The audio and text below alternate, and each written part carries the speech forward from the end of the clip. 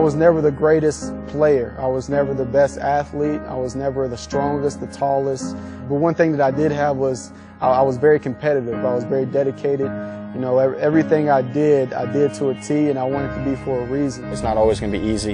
You got to have that mental fortitude and will to make whatever dream you have to come true. The sacrifices, it's just been part of my life. It's what we do as athletes. It's what we do to reach our goals. Whatever your goal is, you have to dedicate yourself to it, and there's going to be a lot of sacrifices. But if you love what you want to do, that shouldn't be a problem. Self-belief for an athlete is the most important attribute you can have. What matters is whether you believe it within yourself. Everyone thinks about doing something, do it, anything in life, Give it all you got because you can do it, it's all mind over matter. In your mind you can do it, you're going to do it. The feeling of winning, of accomplishing that goal, of beating everyone and going out there and knowing that you were the best guy at that day, at that time. It's something that's been, built in me to work. I've never had nothing handed to me or given to me without working for it. If you really want to become your best, push yourself in whatever you're doing as hard as you possibly can, and you will find results. It's not always about the workout, it's about the work ethic. As a young kid, you work for it. You watch those guys on TV and you want to be in their shoes, and the odds are stacked against us. Sometimes you're going to face your fears or your match, and it's okay to fail. It's okay, but in my opinion, a true failure is avoiding the confrontation or the challenge. We all go through things. You may go through an injury, you may have a setback.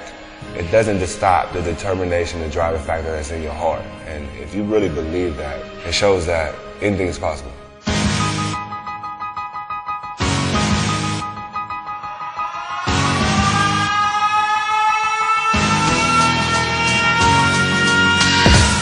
I just try to attack the off season. Each day go in, try to get better. I know I went hard. I'm okay with that. Continue to be the hardest worker out there. Be the first one in the gym, be the last one to leave. You got to do all the little things off the field to allow yourself the ability to play the best you can on the field. You never know when this opportunity is going to come to an end, so I want to have the opportunity to play this game hard each and every time I step on the field. It got tough, it got long. There's numerous times I wanted to quit and do something else. And sometimes you wake up in the morning and you just don't feel like being there. You don't feel like training. You got to train. I've been kind of really consistent with my training and just trying to get my body to the position that I want it to be. It's just a will that I have. You might be bigger than me, you might be faster than me, but you want to outwork.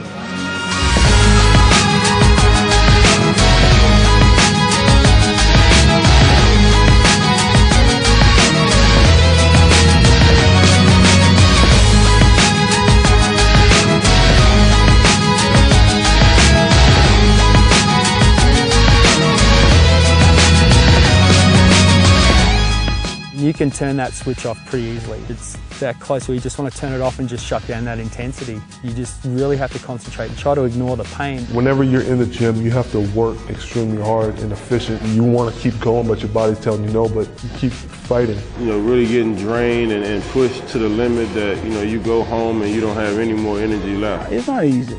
Every day is not going to be a bright day. Some days you may come to work out, it's going to be hard, but you do it. Next day it's going to be hard, but you do it. I never have anything else I want to do during a day more than be out there on a baseball field trying to get better. You have to work out so much, stay strong and do your thing, and all I can say, it's worth it in the end.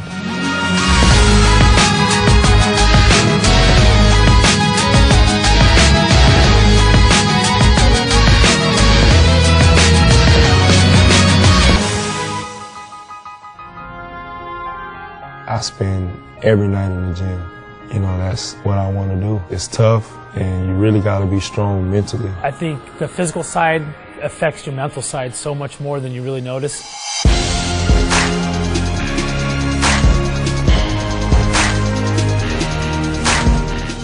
I love that feeling of using my body, of everything working together in motion. If my body's able to withstand that pain and that agony a little bit more than someone else's, and I'm sure they're going to do it. We're respected as true athletes, that we have real athleticism, a lot of dedication, persistence, focus. How much of your skills you need to develop on your own before you then can take them into a game. Partially, my skills are God-given and God-blessed talent, but you can always work to refine your talent. We look at things that we've accomplished, but I tend to look at things at what I haven't accomplished and what I could accomplish even better. If you think you got one part of the game figured out, that's the one that's going to fail you. So for me, it's always about working as hard as I can and just trying to get better in every situation of the game. I just didn't want to be mediocre. I just didn't want to be good. I wanted to be great. I could never be satisfied when I left the field. I felt like I never did enough. When you do something great, people want you to do something greater. I have to continue getting better and see how far I can go. There's times where it's going to get terrible in there, things aren't going to go your way right away. Just got to dig down deep and find it.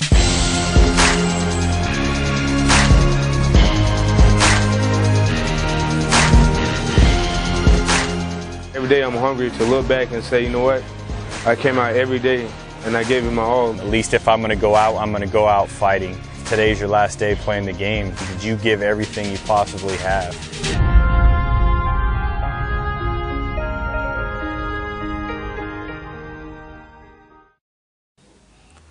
First off, I'd like to say our praises to Yahweh Hashem Yahushai, the bonus to the apostles of Great Millstone, and shalom to the brothers in highways and byways preaching this word in all sincerity and truth.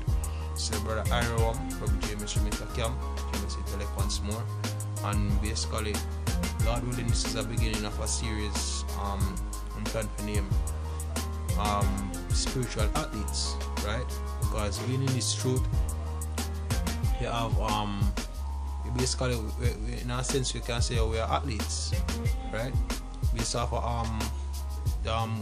lifestyle, in a sense, like discipline, character, ethics, and basically your whole character. Because to be an athlete, you have to have a certain type of character, right? So before me actually go into the lesson, I go cite two quotes what me hear recently, right? And a good really look into them as me do research paying up to the series, right? So me just look for some things to say how me can help bring across the point. And the first quote says your talents can take you where your character can keep you, right?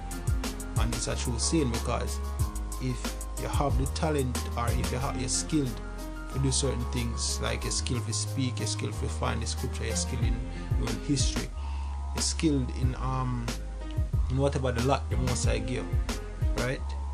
Your character might not be able to keep you in that truth, because when you get these words, it's a gift.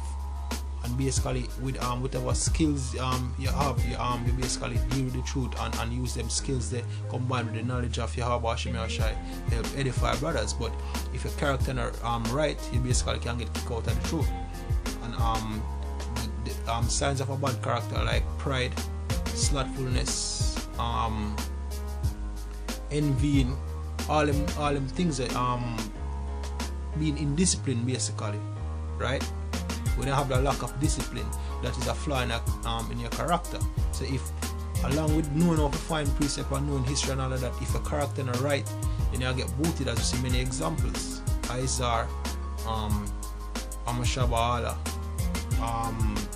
Mike the Hamite, you have all type of examples here.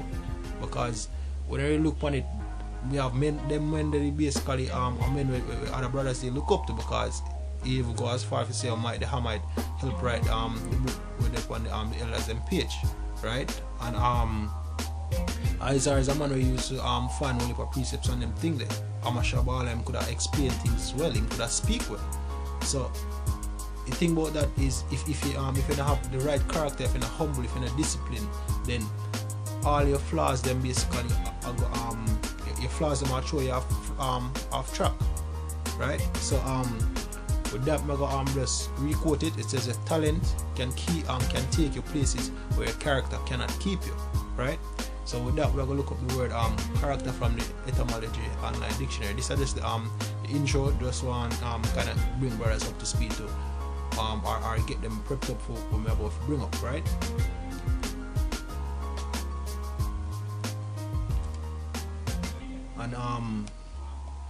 And the word character, right? This is the noun. It says mid 14th century character, symbol, mark, brand on the body, right? And it goes in an interest of time, I'll make this quick. It goes down in a many different words, even character, engraved mark, symbol, imprint on the soul, right?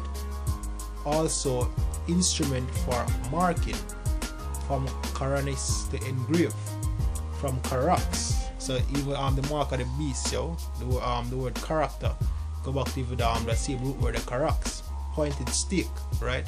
To scrape, to scratch, meaning extended in ancient times by a metaphor of defining quality. So your character is what defines it.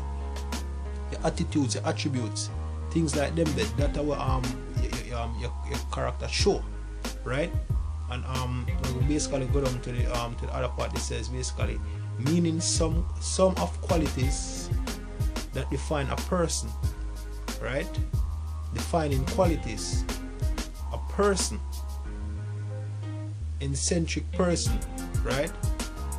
So as you say, your talents, meaning the things that you can do, as you can speak well, you can research well, you can find precept well, and all of that are basically, you have certain talents where when you get the word, you use it and the word for edify the elect, but you say, we can do all them things there, right? But your character won't be able to keep it there, right? Because picture you going to work and basically you show up late every morning, you always argue with a co-worker, them you can't resolve a problem a proper way or manage conflict. You can't you're not putting enough time for do the work properly. You're not you're just basically a half-pass and a slack. It's not that you're capable to do the work. Even if you're capable to do the work, meaning even if you reach even if you can type good, or if you're saying say I want accountant, you can do accounting good and all of that. At the end of the day, when if your attitude towards whosoever you work with, are you showing up late, are you getting in conflicts and all of that all the time, basically we make you lose your work in spite of the fact that you're a good accountant, right? So based on your imprint by your soul, or your spirit, based on your spirit, right? If you have a right spirit or a wrong spirit, that can determine whether or not you saying this truth, right? Is there an imprint on the soul? No. I'm gonna recite the next quote. It says it's not about the work or the work out, it's about the work ethic, right? So we're gonna look at that word as well, the word ethic, right?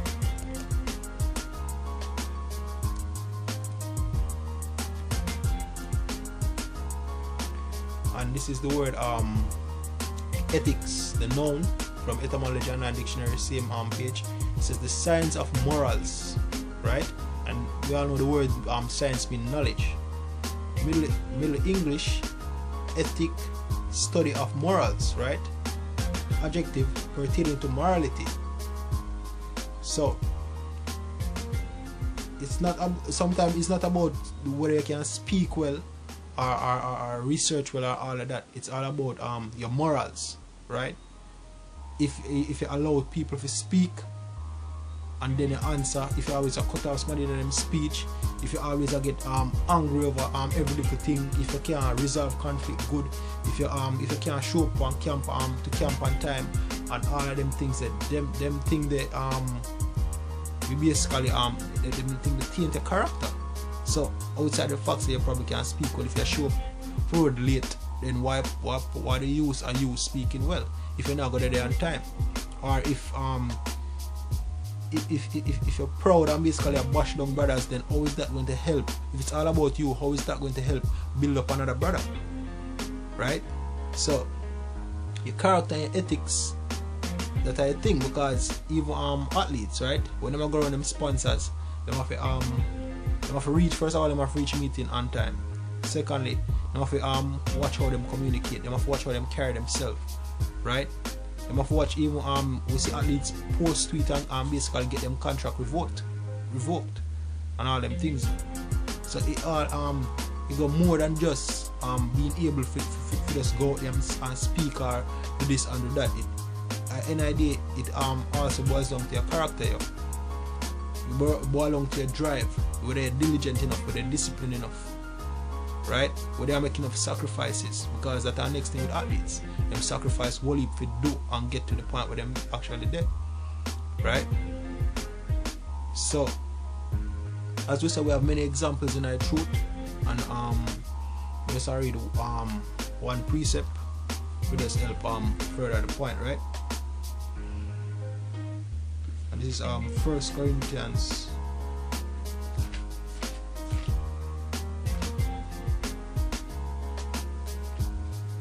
1 Corinthians slack it. 1 Corinthians 9. I'm gonna start at verse 24. It says, "Know ye not that they which run in a race run all, but one receiveth the prize? So run that he may obtain." Right? So as you go again for sure, say, "Oh, in our race, we're athletes," right? It says, "And every man that striveth for the mastery is temperate in all things." Right? So we basically we just are going at the word temperate right away, yo, because just push the point.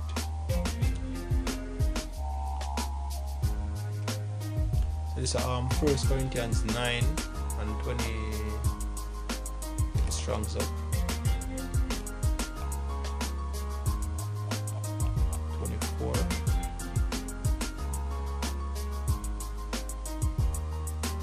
And this is the word temperate, right? It says to be self-controlled, content or continent, right? To exhibit self-government, conduct, oneself temperately, right? So you are going to your morals, right? To you balance out yourself, your discipline. It says, in a figure drawn from athletes who, in preparing themselves for the games, abstain from unwholesome food, wine, and sexual indulgence, right? So, as we said, being in this truth are the same thing, yo. We prepare ourselves for a game, which the game, I don't know one game, but metaphorically speaking, salvation, yo. For the time of Jacob's trouble, for enduring them times, yo. Hope say Yahweh shall give you a crown based upon how we conduct ourselves and basically doing work. How we behave towards him work, yo. That way it all boils down to how much you put in and how much you dedicate to this work, yo. And as you say, yo, it'll go back to discipline, right? As basically that sums up the whole of that we just read, yo. Right? It says middle voice from it says having this a root, I guess. It says having power over, possessed of a thing, mastering, controlling, curbing, restraining, controlling oneself, temperate. See? So in this truth you have exercise self-control, but self-control are discipline towards what? The scriptures. We have whole heap of clues. How shall I tell you how to conduct yourself? Proverbs, the